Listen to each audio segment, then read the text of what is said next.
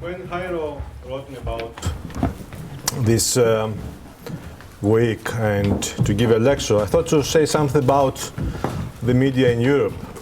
But I said, you have Rafne Green here, so he will tell you many things about it. Then I considered saying something about my country, Greece. But Greece is, of course, is in the news right now, as you know very well, because of the financial problems. And then I considered to tell you about the media in the wider region. I decided to say about the Southern Europe. Why so? Because I believe that Southern Europe is a slightly different region compared to the rest of the Europe, especially of the Northern Europe. And secondly, because I believe that the media reflect the societies that they function. So the first thing which I want to say is that the study of media systems aim to explore the structure, the performance, the conditions that have shaped and transformed. So each national media system represents a particular arrangement which in turn, as I say, reflects the political and economic environment that operates within. In other words, what I said in the beginning, that the media reflect the societies which they function within. So we have perhaps different considerations about the media in Britain, in China, in Germany, in Sweden, and of course in Greece, Spain, Portugal, and all of this. Now, which are the factors that influence the development of media systems in specific countries? First of all, it is the political, social, and economic conditions. If a system, for example, if the media system in a country which is poor, you understand that the media have a similar performance. The population and the cultural traits are also important for this.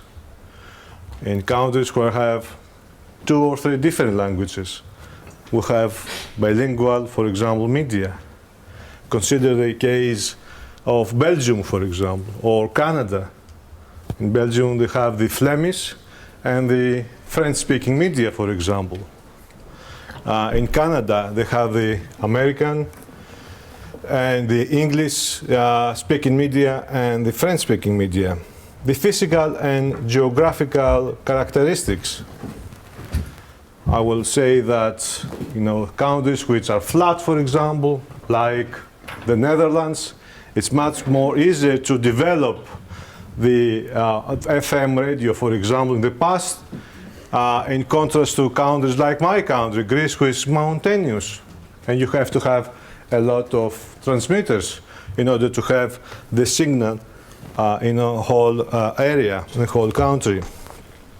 And, of course, media consumption and the size of the market is very important for the development of a media market.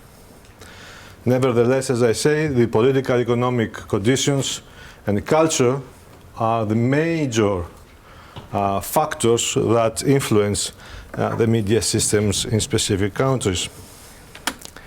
Now, according to Hallin and Mancini, which I suggest you to read this book, is comparing media systems, the development of media systems are dependent on 4 variables. The first one is, they say, that is the development of media markets, how a market has been developed, how rich media market is, or how poor media market is, how many outlets they have, how the market can support. The second thing that they say is that the degree and nature of the links between the media and political parties. What is the relation between them? I say these points because I will refer to this speaking about the media in Southern Europe. the development of journalistic professionalism and journalistic autonomy. How, to what extent journalists are professionals and are independent from political pressures in their countries. And of course, the last one, and also major, I would say, the role of the state in the function of the media. What is the state plays an important role many times. In Southern Europe, we will see later on, it plays a very important role and sometimes determines the shape and the structure of the media. Now, what do I say with Southern Europe and Southern European media systems?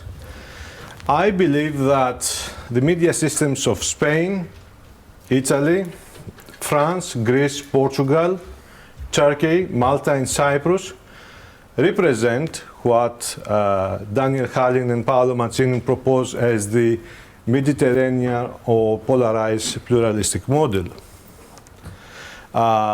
And this is because these countries, the media systems in these countries share a number of functions, characteristics, which distinguish them from the rest of Europe, especially the Central and Northern Europe. One major characteristic that distinguishes these Southern European countries is that the media are involved in the politics, in the considerations of politics, in the interest of politics, and which the media play a kind of a co-actor, I would say, in the involvement of politics in their countries, and of course the media play an important role in the region as well. So I would say that there is a strong tradition regarding this media as means of ideological expression and political mobilization. Now, another situation which you have to take into account is that industrialism and the market were developed rather late in most of the Southern European countries, and while cultural life was dominated by religion and its institutions. Paolo Mancini and Daniel Hallin, they also involve France in this model, which I don't do that. And in a paper that we wrote with Daniel Hallin, I also took France out of it because France is a different case. Although it has some common characteristics with the Southern European countries, on the other hand, it's different. So it's better of not involving France in this system as well. Now, as Hallin and Mancini have noted, is that the late, uneven and conflictual development of liberal institutions in Southern Europe is fundamental to understanding the development of the media in this region. Why so? The first thing is the lack of market development. In these countries, we have low market compared to the other markets in Northern Europe. One of the reasons is that, I will say, the late development of literacy. Needless to give you an example from my country, in the 1920s, only 3 out of 10 people knew how to write and to read. So this is very important, for example, on how to develop the press and to have a mass circulation press. And the second point is that most countries have witnessed a political instability and repression in the recent history, in recent political history. All this come, for example, if you take into consideration Greece, Spain, and Portugal, they came in in 1974, I think, out of dictatorships. So they also had repressive regimes in their recent history. So this situation also has influenced the development of the media. And the last one, as I say, is the late transition to democracy. So it is not a coincidence that the development of the media in the region, in the southern Europe, I say, have been deeply affected by the political conditions and have historically served and participated in the process of bargaining. What do I mean by bargaining is, as I will say later, is that journalists and the media participate in the political bargaining with the political parties because they are deeply associated in the political life of the countries. And of course, they have a kind of interplay, as I used to say, with the political parties and the politicians in their respective countries. It's not a coincidence that we have too many, I would say often, journalists who become politicians in these countries, much more compared to other countries, for example. Now, which are the main characteristics of the media in Southern European countries? In my opinion, are the low levels of newspaper circulation. We'll speak about all of this precisely later on. Secondly, a tradition of advocacy reporting, the instrumentalization of privately owned media, because it's not only the public media, the politicization of public broadcasting, a savage deregulation and very cruel side effects of the deregulation of their systems. And I would say not only broadcasting deregulation, but the mass media deregulation of these systems. And of course, something which concerns you, limited development of journalism as an autonomous profession. Now, low levels, I go one by one to explain to you. Low levels of newspapers circulation. In most of these countries, we have low level of newspaper circulation. That means, if I can give you some data to understand, is that in Greece, there are 63 out of 1,000 buy a newspaper daily. In Italy, it's 106, I think. In Spain, 83 out of about of 1,000. In Finland, there are about 600 now out of 1,000 who buy daily a newspaper. The same in Sweden. Similar numbers are in most Northern European countries. On the contrary, in the Southern Europe, we have high consumption of the electronic media. And if you see at the ratings, the TV ratings, for example, and the consumption of how many time Southern Europeans spent watching or seeing television, is much higher compared to the Northern Europeans.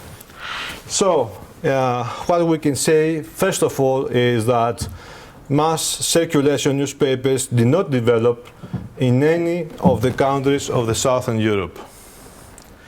And as Halli and Mancini have said, is that a true mass circulation press never fully emerged in any of the Mediterranean countries.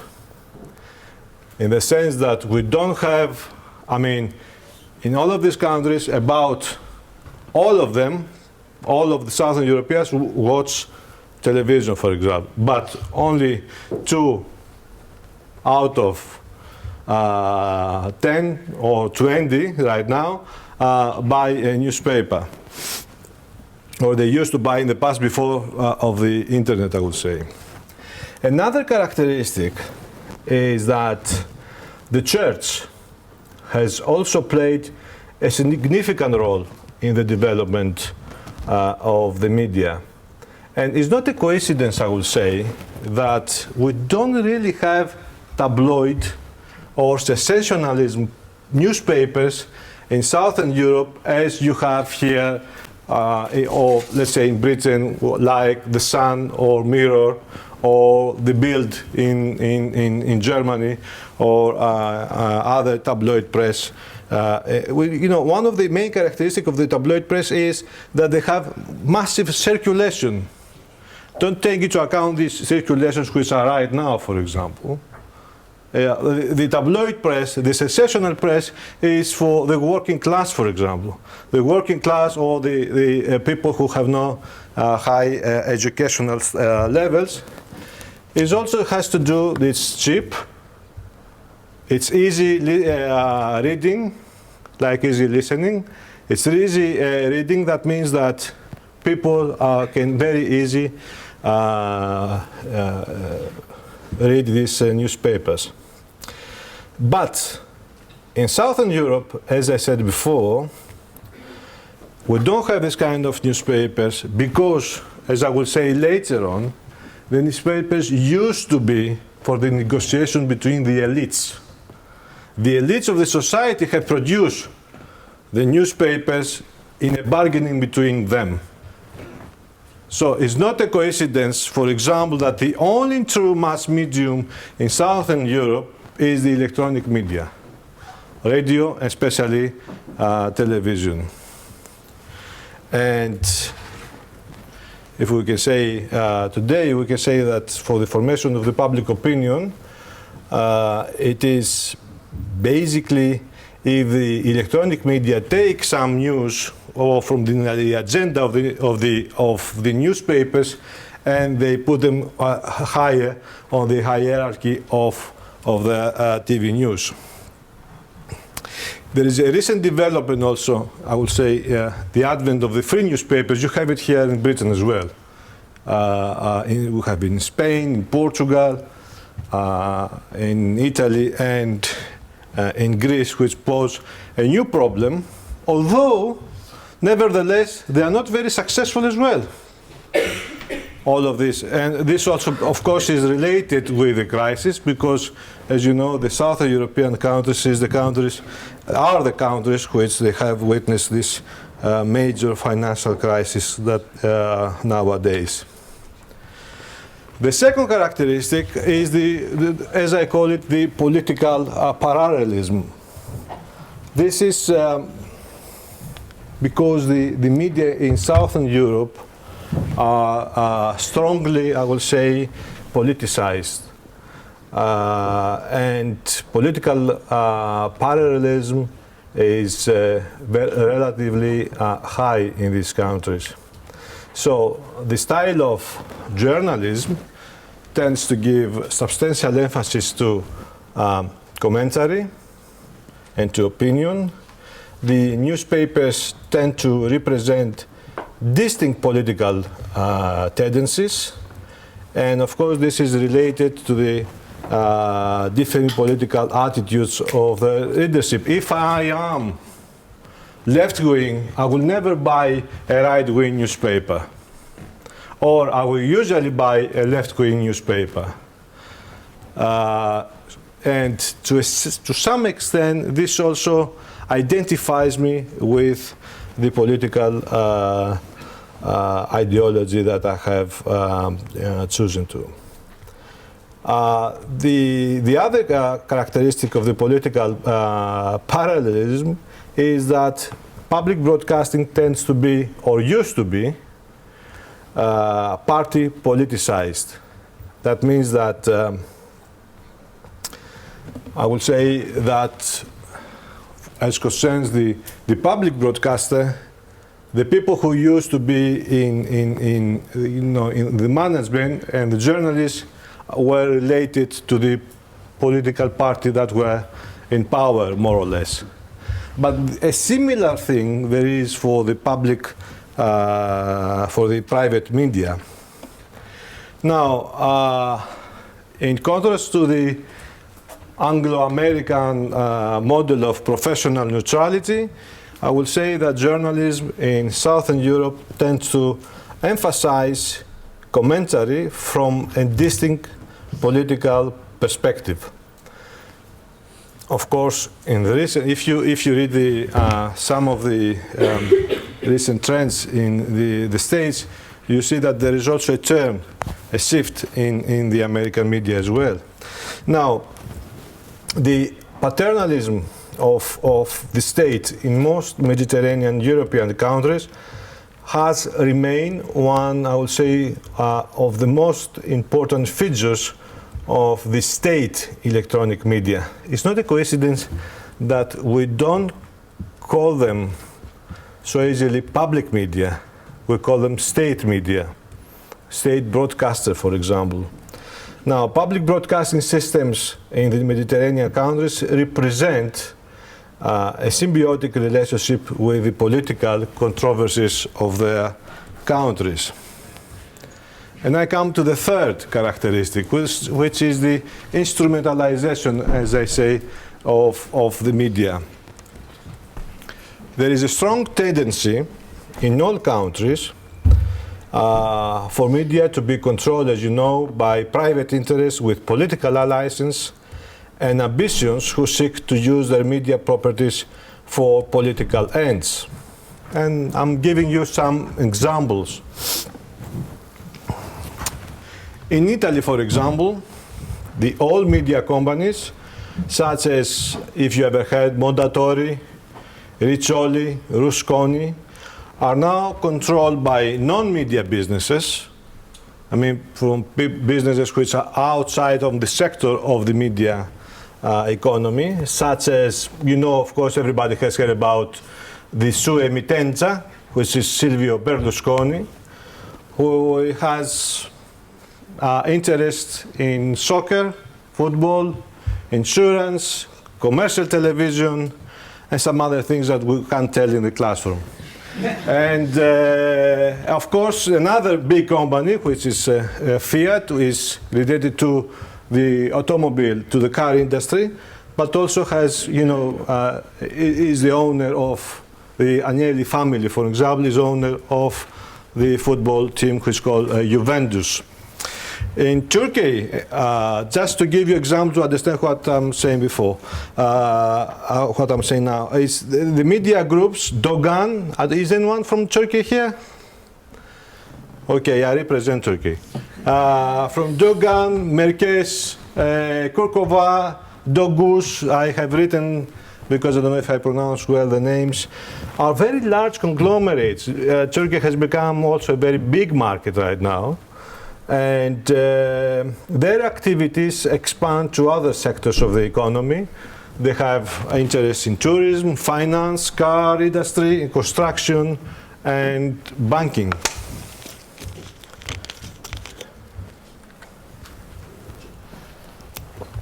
In Greece, we used to have interest with businessmen, industrialists with interest in shipping, travel, construction, telecommunications, and oil industries, which dominate the media sector, the ownership of the media sector. And there's a long tradition of using media as a means of pressure on politicians. And this goes on, I have to say, regardless the major financial crisis that Greece has entered in the recent years. In Spain, and please my friends correct me if I'm wrong, the media, I say, are increasingly dominated, not by industrialists, but with their primary interests outside the media, but by two broad media conglomerates, which also have strong political connections, or if not alliances. And I refer to Prisa and Telefonica. Prisa, as our colleagues can confirm, is related, the group of Prisa is related to the Socialist Party, or the so-called Social Democrat Party, whereas Telefonica is more related to the conservatives, if I can put it in this way, of the Conservative Party of Spain. And I don't want to refer to cases like Felipismo, as they used to say in Spain, the relation of the ex-Prime Minister Felipe González in Spain with the media and his very strong ties with this particular group. Now, in Portugal, we have one of the principal media conglomerates, Impresa, is owned by Pinto Balsemão. Do I pronounce him well? Yes. Okay. Which was most amazing thing is that Balsemão was a former prime minister, and now after he was a prime minister of Portugal, and then he became the owner of the most important, if I can say it this way, private commercial TV channel and media group in Portugal. So I can take from this one and say that there is a strong instrumentalization of the media as well in Portugal. The third characteristic is the politicization of public broadcasting and broadcast deregulation. In most countries in Southern Europe, I would say, have not succeeded in developing institutions which separate public broadcasting from the direct control of the political majority. In Italy, we had the so-called lottizzazione. Lottizzazione means that it's a partition of the public broadcaster in the three major then political parties, which used to be the Conservatives, the Socialists, and the Communists. The Conservatives, the Christian Democrats, which had the major power, had the control of Rai Uno, the first channel of the public broadcaster. The Socialists of Rai Due, and the Communists, because they were the third party, Rai Tre. So the lottizzazione, it was perfectly fit. And how, I mean, that they consider that the public broadcaster used to be not the voice of the country, but the voice of the political parties, according to their political power in Italy.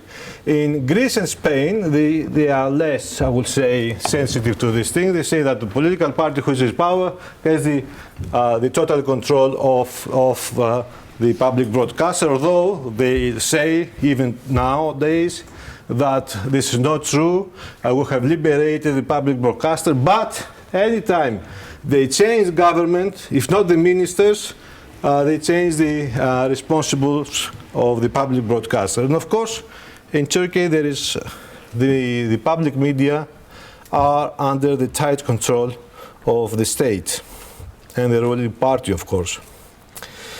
Now, in most countries, politicization of regulatory body coexists with relatively, I would say, weak regulation of private broadcasters, in the sense that few public service obligations and few restrictions on commercially are imposed, and many regulations are laxly enforced. The fourth, as I said in the beginning, was the savage deregulation. The final outcome of the deregulation of broadcasting in most Southern European countries has been associated with politics and eventually has led to a haphazard reaction of the politics of the time rather than a coherent plan. Rather than a coherent plan, a coherent schedule, or how to do the deregulation, or how to go ahead, take into considerations the needs of the market. So the deregulation in these countries has led to a kind of an unregulated environment with taking not into consideration the market needs. And the dominance of private television, as well as the sharp, I have to say, downgrading of the public broadcasters, has increased and forced politicians to have good relations with the media, the private media owners, because the power now for the public opinion, the manipulation of the public opinion goes to the private media. Now, another thing which I want to say is that at least in Spain, Greece, and Portugal, public service broadcasting with the full sense of the word never really existed. And this is because for many years these countries were under a repressive regime. And the public media were not used for the main purpose they have, the main mission they have, as to be for all people. That used to be for those who were in power. And it's not strange, it's not peculiar that afterwards the political parties of the democratic governments still use the public media for their own purposes. Now, these things lead to a kind of limited professionalization. Just to be more, when you have people who come from the other parts of the economy, from other sectors, they want to impose, I would say, their own logic to journalism. I mean, how a ship owner can understand what is journalist or how journalism works. So they want to impose their own logic over there. The political parties want, of course, to manipulate the output. When you have people from other sectors of the economy, that means that you have relations with the government. So the media used for, as I said, for other purposes, and journalists have to write some things which belong to this negotiation process. Now,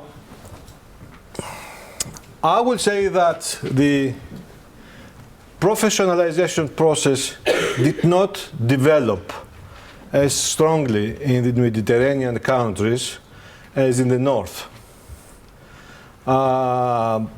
I would say that the political and literacy roots of journalism were deeper, and the political connections persist much longer. And limited development of media markets meant that newspapers were smaller in terms of size and was less likely to be self-sustained. Therefore, the level of professionalization remains lower, although it has been increased in important ways in the last 2 decades or 3 decades, but it still is not so high as it used to be. And I have to add that the financial crisis has made the profession of journalism much more insecure, and so I will say that the professionalization of journalism in these countries is problematic. Now, what's the relation between the media and the state? To conclude some things. First of all, there is the interplay between the state and the media, and this has arisen from the tensions in most southern European countries. Secondly, we have the absence of a strong civil society, which have made the state an autonomous and dominant factor. Everybody goes more or less to the state in order to make business with it. So the problem of the Southern European societies is I would say one of the problems, not the main problem, is the overextended character of the state. So if you have everything you have to do is to have to do through the state, you understand that someday this problem will be enormous and will drive you out of business. All of this makes, I would say, the Southern European systems less self-regulatory compared to the other media systems in Northern Europe and North America. Now, in the case of the media, the state historically has played an important role. First, has played the role of the censor. This is basically in the past. The direct authoritarian control of the years of dictatorship is presumably, I would say, a thing of the past, but some remnants have carried over even in the democratic period. Secondly, the state has also played an important role as an owner of media enterprises. For example, one example is the electronic media, where most in these countries were basically owned by the state. But we also have other entities. And if you go to, let's say, to the apart from the print press, if you go to these news agencies, you will see that it used to be, or still is in most of the cases, are owned by the government. Even if you speak about France, for example, the Agence France de Presse, if you go to Italy, to the AGI, the EFE in Spain is still under the state institute, a state company. The Athens News Agency in Greece, the Anadolu Agency in Turkey, and the Agencia Luca, if I am correct, in Portugal, are all publicly, that means state companies. So the state still plays an important role for these news agencies, which they provide with the main information the local media of their countries and the national media of their countries as well. The third point I have to say about the state's intervention is more indirect, but it's much more effective compared to the other ones, is that the state acts to support its policies on ownership, as well as to enforce the unwritten rules of power politics by using a wide range of means of intervention which are at its disposal. What I mean by that?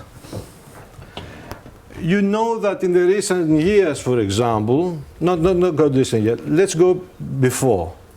They used to give loans to the newspapers or even to TV stations, but basically to newspapers. That is an easy way on how to control the news media. You're saying that, okay, be more, be softer to your line, for example, against me, and I will give you better rate, or I will forget the loan that I gave you.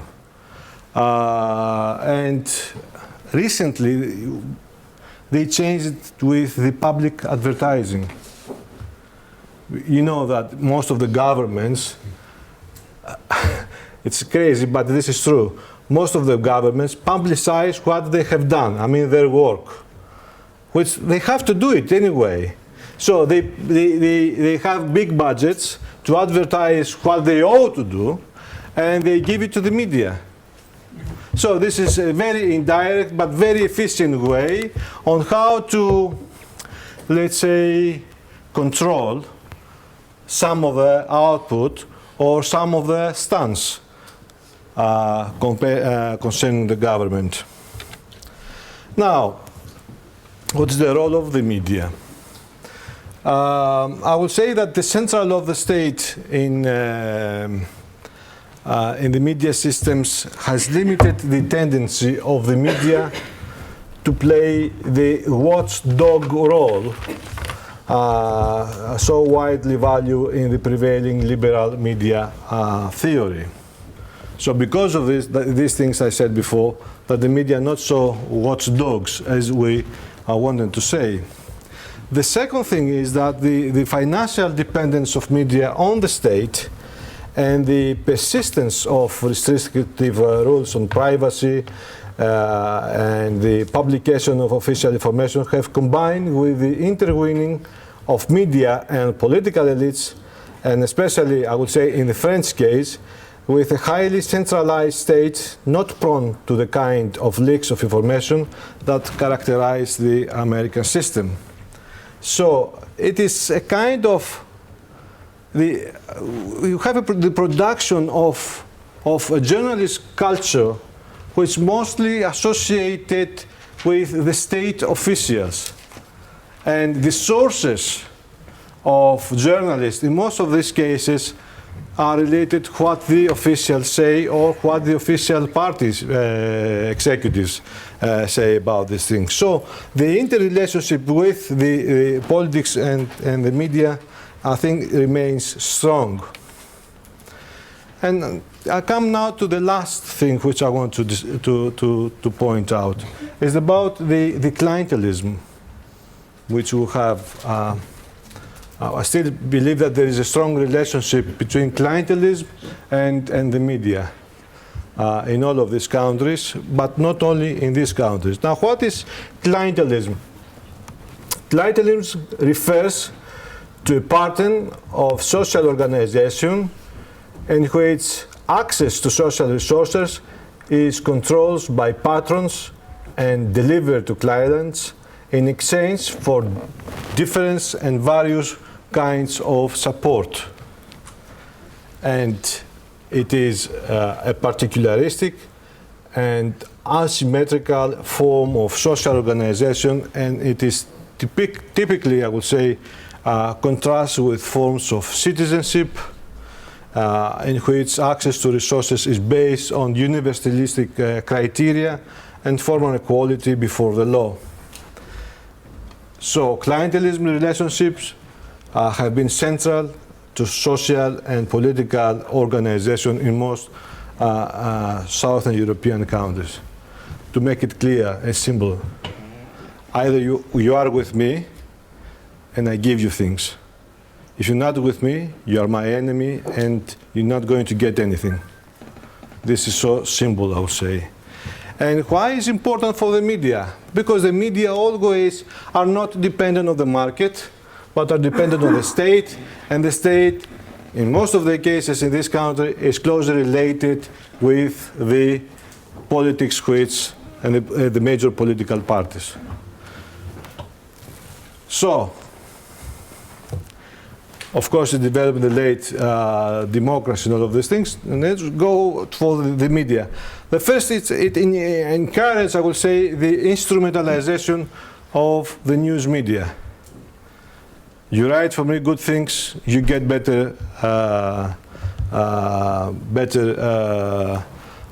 or more advertising, better loans, better rates, and all of these things. So it makes, secondly, the media systems less self-regulatory, because you don't need regulation for this thing. It's the regulation with the political patrons.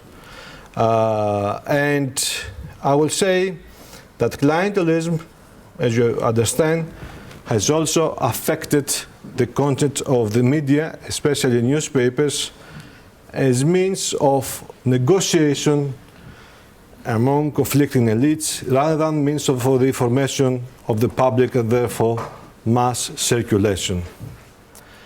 I'm afraid this is the major effect of clientelism and the close relationship between the media and politics.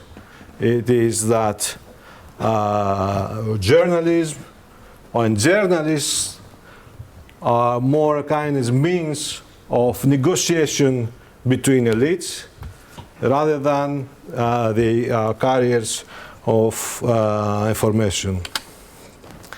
Now, it also has affected the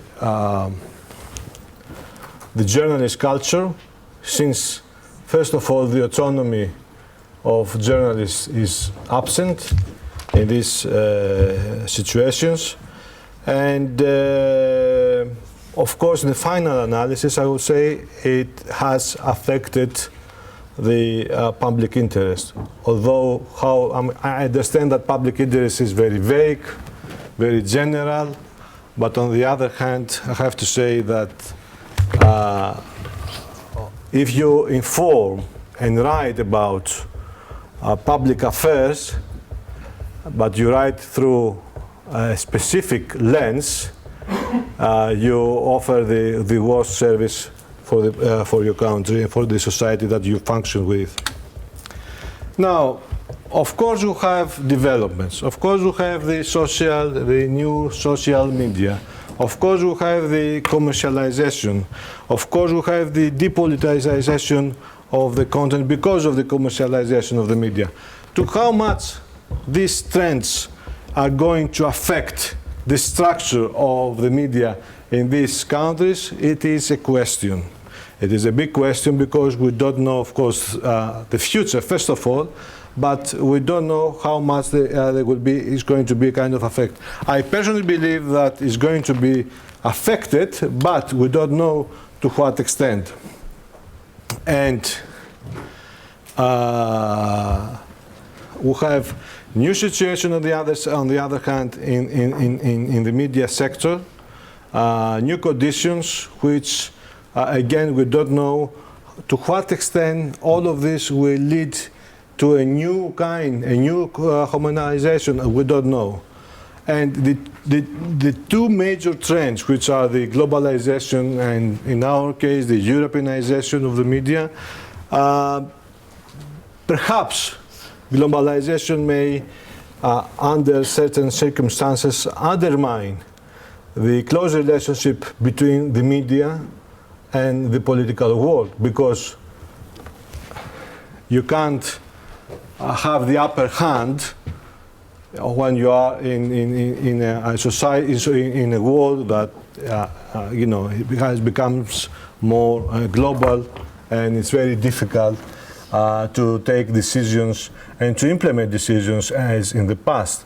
And of course, the Europeanization of the EU countries, we'll come to call the Europeanization of the EU countries, may become part of this organizational logic of domestic politics and policy making.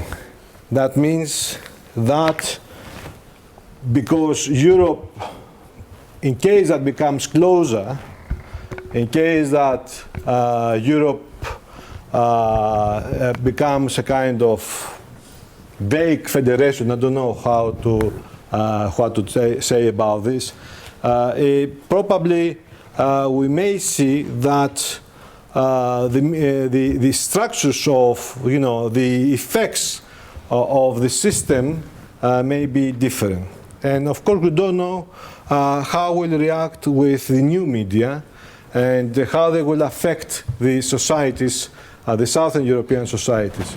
But up to now, I would say that the major financial crisis that these societies are facing also help the continuation, if I can put it this way, of this logic, of the logic of the close relationship between the media and the politicians. Because the politicians which take the decisions, if I can put it this way, of the so-called Troika. You have ever heard about the Troika?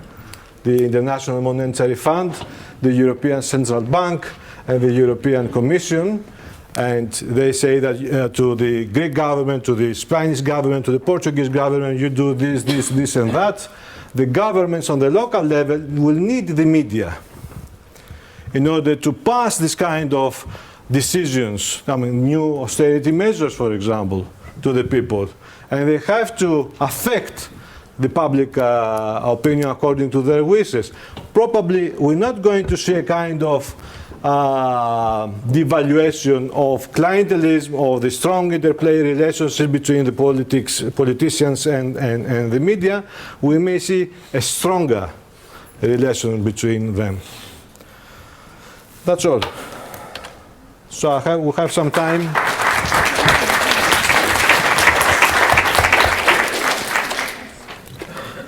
If you have any question. Yes, please. I'd like to return to two points that I think relates together. First, you said that the newspapers in Southern Europe countries tend to represent distinct political tendencies. Actually, in UK, most daily newspapers publicly say that they support a political party over the other. You have Telegraph, Sun supporting the Conservative parties, The Guardian and other supporting the Liberal Party. And I would like also to point that the fact that in the UK, you said? In the UK, yes.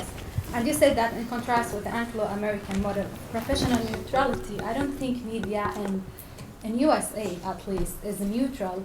And they have very strong ties with political parties. 7 major companies own most of the media in the US. So they are not neutral.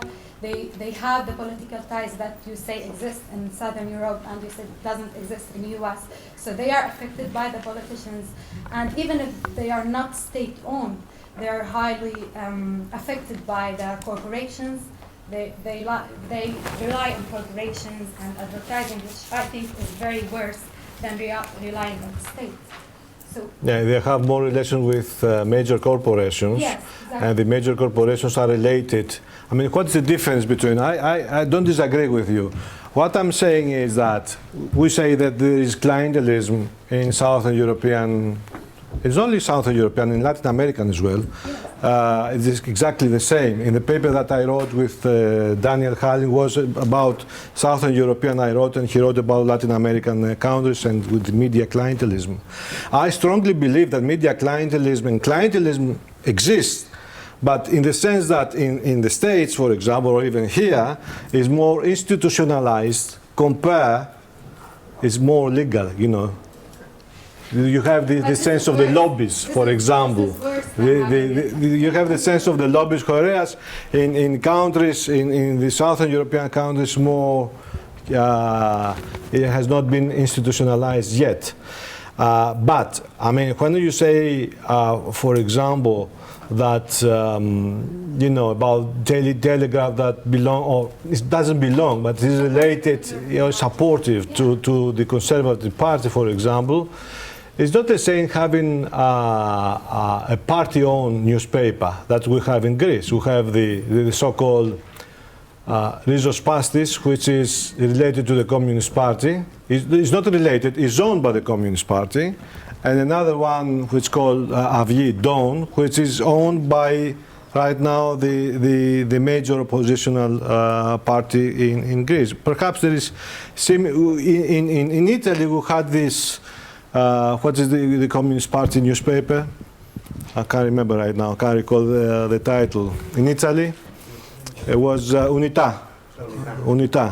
And similar there was in France.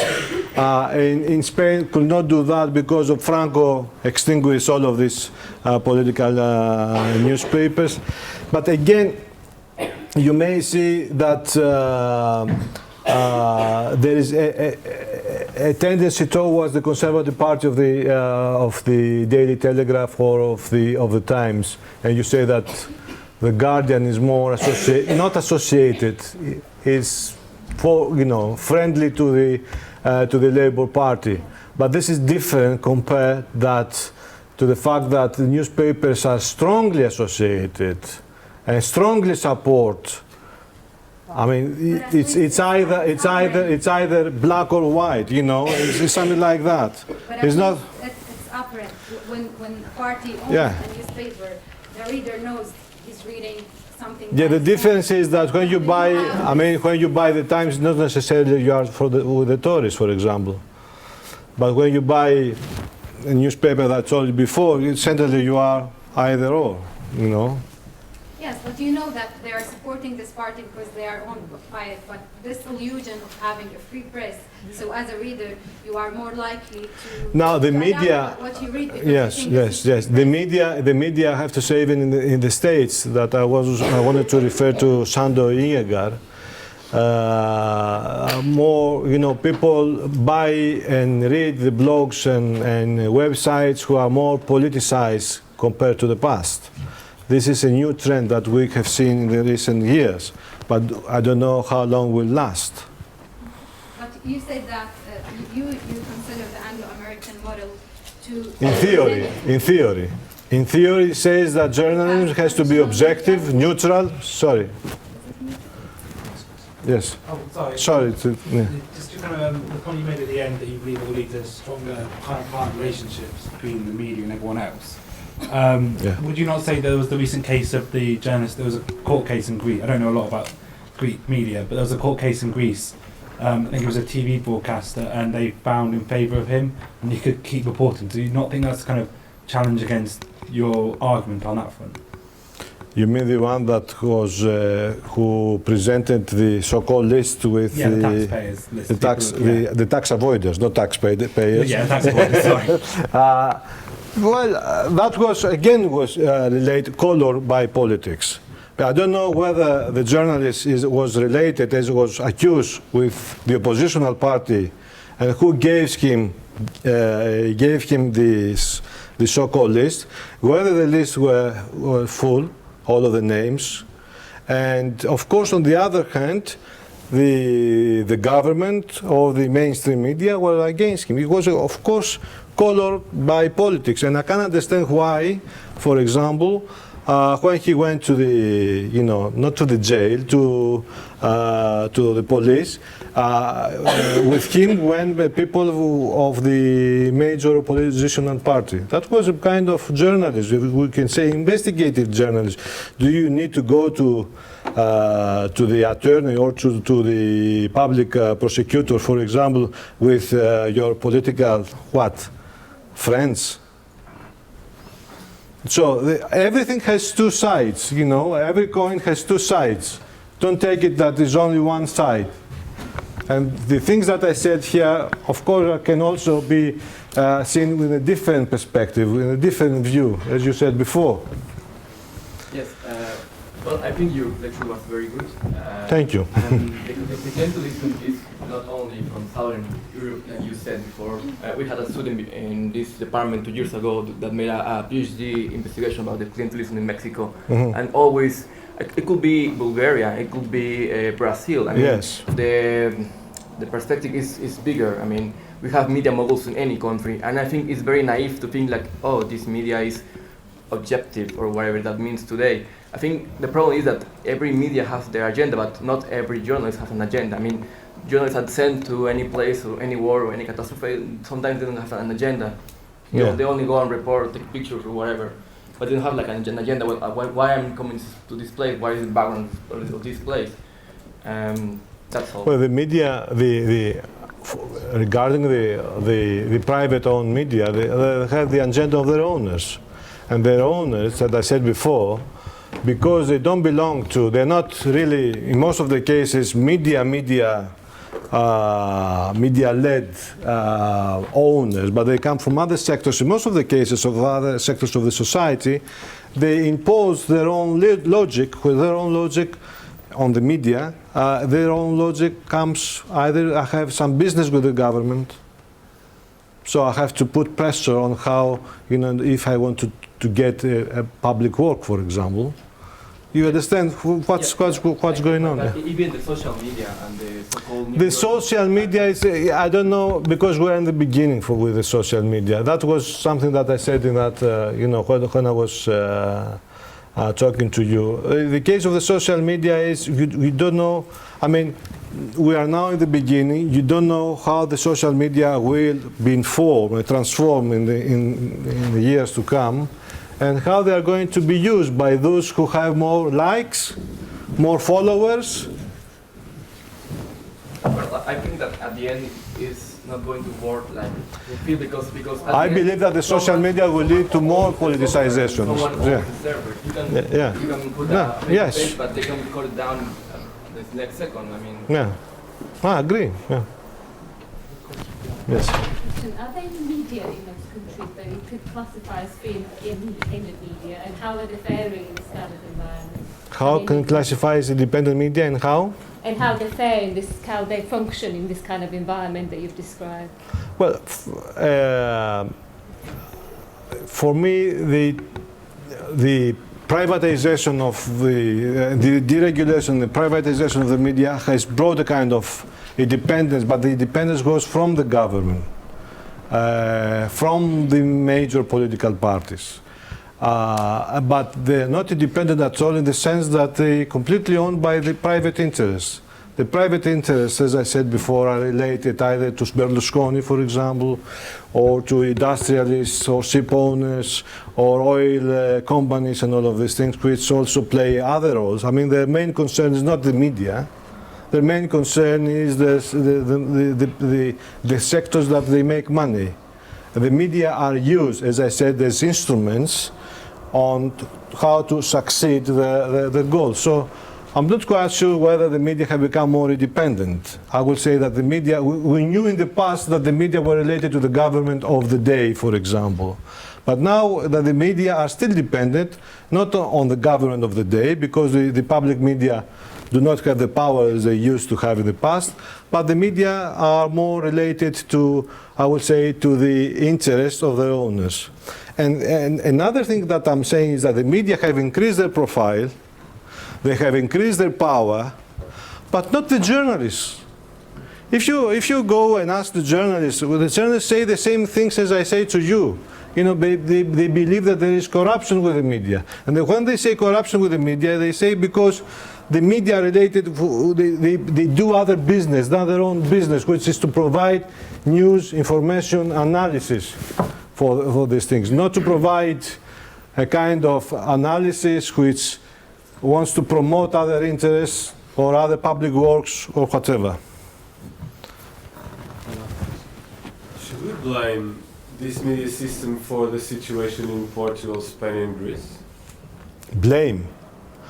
I don't blame any system. I mean, as I said in the beginning, is that the media systems reflect our societies. Our societies were lucky because we had very good weather and all of these things. We're not too lucky because we had, I mean, because of the history. The history, you know, in the Mediterranean, for example, is different compared to the Northern Europe. Anyone from? I see a lot of Chinese students here. Do you see any relationship with your country? Clientelism, interplay with the government? Because I have seen some papers referring to my paper with Daniel Hallen about you know, how relevant is this for China? Is it? You tell me. I don't know. Yes. I would like to share in my country, Taiwan, we because we also are a democratic transition. I mean, in the past, authoritarian and transform to a democracy country. So I think also our media also much influence or have bias to support different political parties. So I think they're much similar.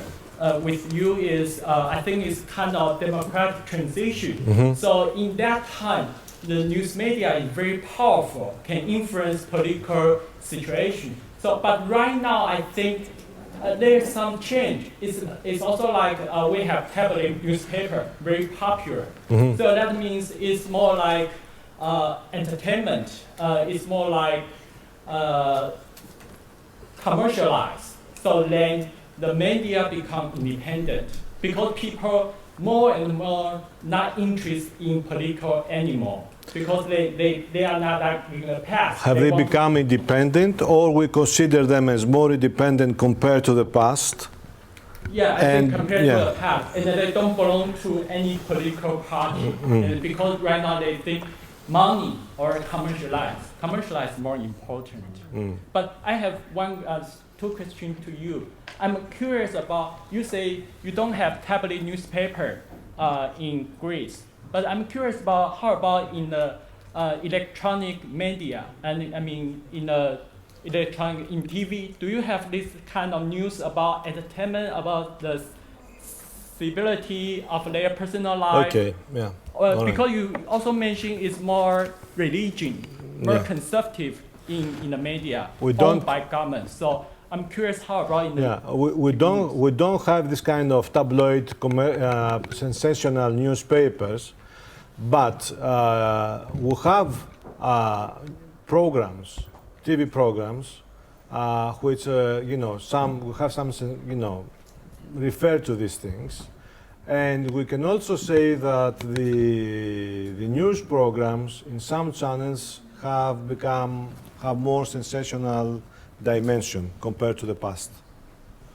But this is basically, I would say, is more on television.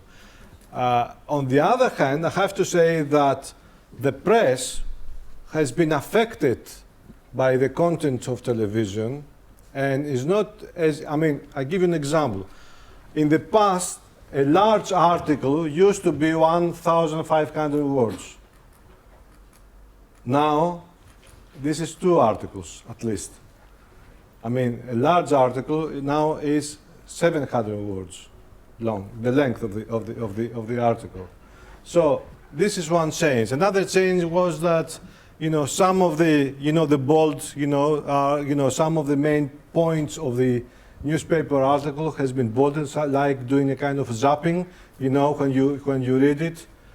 This kind of another side effects that we have from the dominance of television and TV news. But of course, we still don't have tabloid newspaper because the press is going down. Because of the crisis, for example, 2 or 3 newspapers have closed down. 1 TV channel has closed down. I don't know. How many radio stations work without people, on more with playlists and all of these things. So it's a major crisis which affects the news media as well, and journalists too much. In the past, there were no strike by journalists and the media people. Today, we have every 10 days, at least 1 strike. And of course, they also participate in the riots. That's the very first time in the history of Greek journalism. You go, as I go, you, okay. Another question? Yes. In China, their government also has a great intervention on the media. So how would you explain the differences between these 2 situations in Southern Europe and China? I didn't get it. Um, Sorry.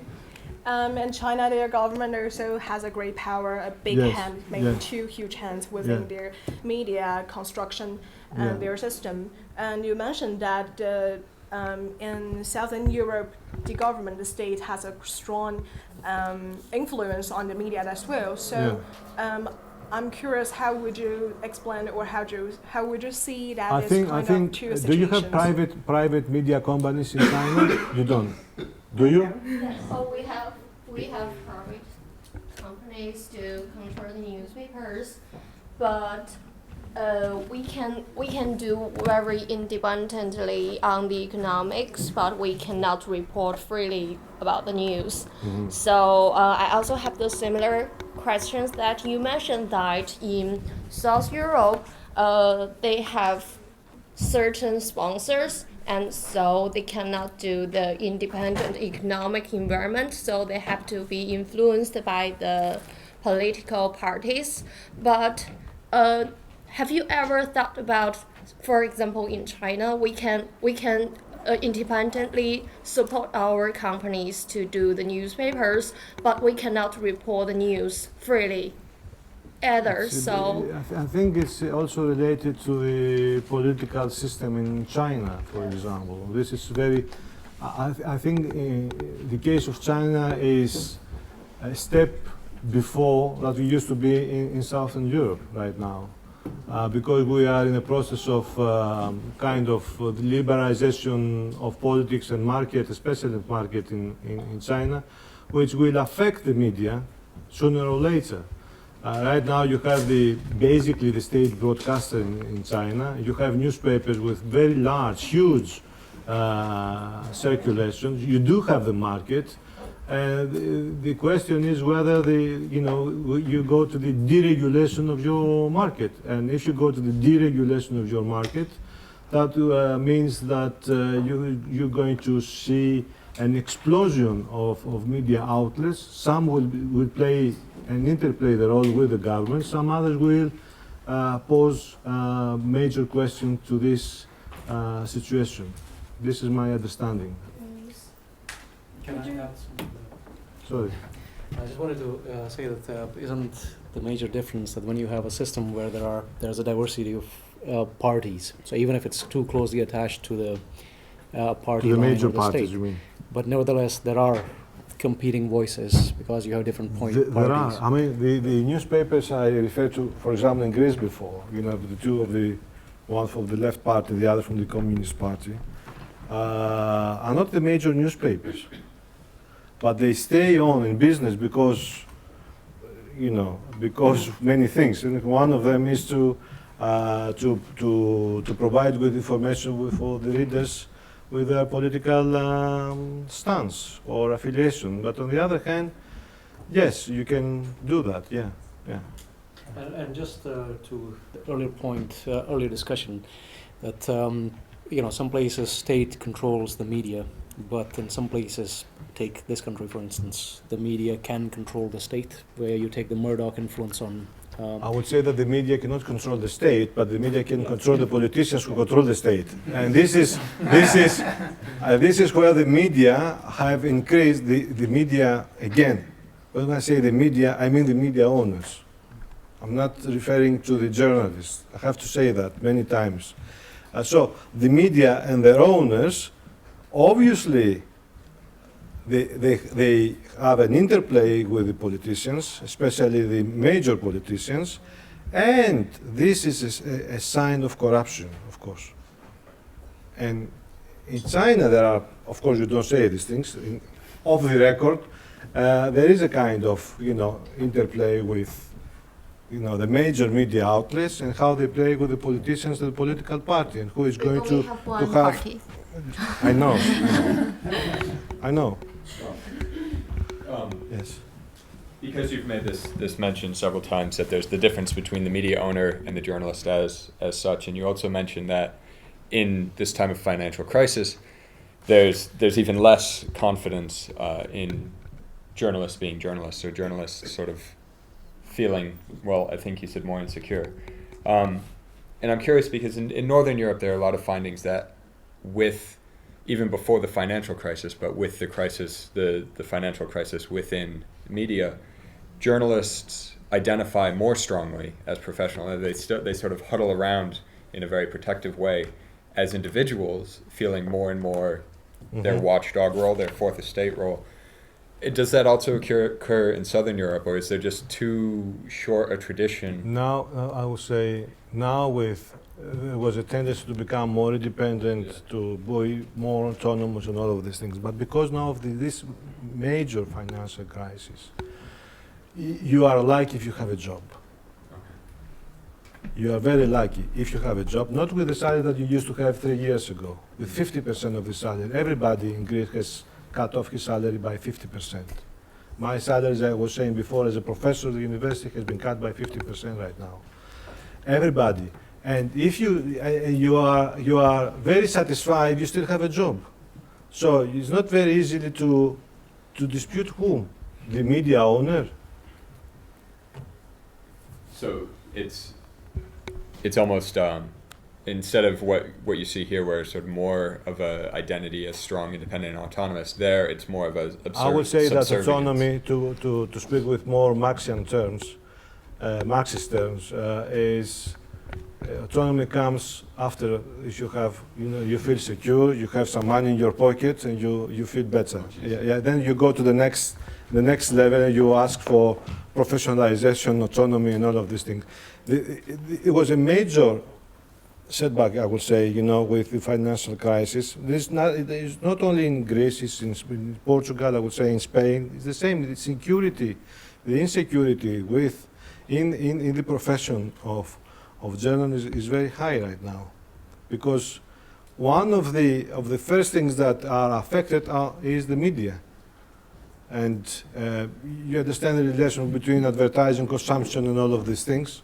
When you have a financial crisis, you have less consumption. Less consumption is to less advertising. Private media are owned by private companies who want to have advertising. If you don't have advertising, if your advertising is cut by 50 or 60%, for example, you go for fires and you fire people and you decrease the amount of your payments, the payroll for journalists, for example, and media people in general. Well, more than a question, I wanted to add something, at least in the case of Spain. In front of this sort of insecure situation regarding journalists, one of the answers that we have been offering is the entrepreneurial journalists. That is, in Spain in this last 2 years, there have been a lot of new small media have been created by journalists in order to offer a different position in confrontation with the official positions of some of the media. And also just because of a practical reason, because, I don't know, newspapers, or important national newspapers, have cut down the number of journalists they can have. So these journalists have started to produce their own kind of specialized media. And this is, I'm not saying the solution, obviously, but it also shows a plurality of positions. So in a certain way, there is an internal pluralism in regarding journalists, and there's also the sort of solution. This plurality comes because of people don't want to feel, unemployed. They start. In Greece, we have a similar situation actually, because, some journalists start their own web page, for example, not blog. Mm-hmm. They come together 2 or 3 and try to have their own news website or something like that.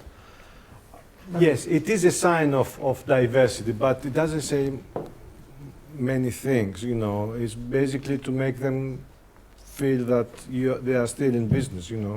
But I'm not referring to the journalist that creates a blog. I mean, no, I'm not saying that. We have to have small news agencies that are producing really important information that is being used by other journalists outside Spain. We have small companies that start producing reports on, let's say, for television and all that. And I think I'm more optimistic about it. I mean, I really believe that there is a possibility, and I'm convinced that because of the situation... The rule is that every crisis produces new things. But I don't know, I mean, perhaps we invent a new model of journalism, I don't know. Okay, any more questions before we wrap up? You can say, as China has its own private news organizations. Actually, I used to work in a private company. You can't call it a organization, but you can call it's one type of possibility that China's some enterprises or entrepreneurs are trying to create their own agenda among the state-owned companies, state-owned media. Yeah, I'm not referring to all the agendas. I'm referring to the major agendas, to the main agendas, and how these main agendas interact with each other and produce the kind of negotiation with politics and news media. I'm not referring to the smaller agendas, to the weaker agendas. Okay. And also, yes. I have a question because under the circumstance that the media, the international, the internet Yes. The internet is now taking part, more involved in the public opinion, more and more involved in the public opinion area. Do you think it's really that powerful for the government now to control the public sphere, public opinion in these countries? They can't do it right now because they would like to do that if they had the power and they had other problems, you know. But because of, when you are in the middle of a major political economic crisis, you try to save the economy. The other things come second. If the problem of the economy was sorted out, yes, they will try to find new ways on how to control the internet and all of this in terms of news media. Can you elaborate that it a little bit, how they're doing it right now? Right now they do nothing, but they could do it later on with having some new laws, eventually you go on a step-by-step basis. You have the first law, you see the reactions, and you see how people react, how journalists react, and how effective and what is during the implementation of this law, and then you go to the second and to the third and try to find new regulations on how to control these things. Okay? Okay, thanks very much. Can we thank Professor Papathanassopoulos? Exactly.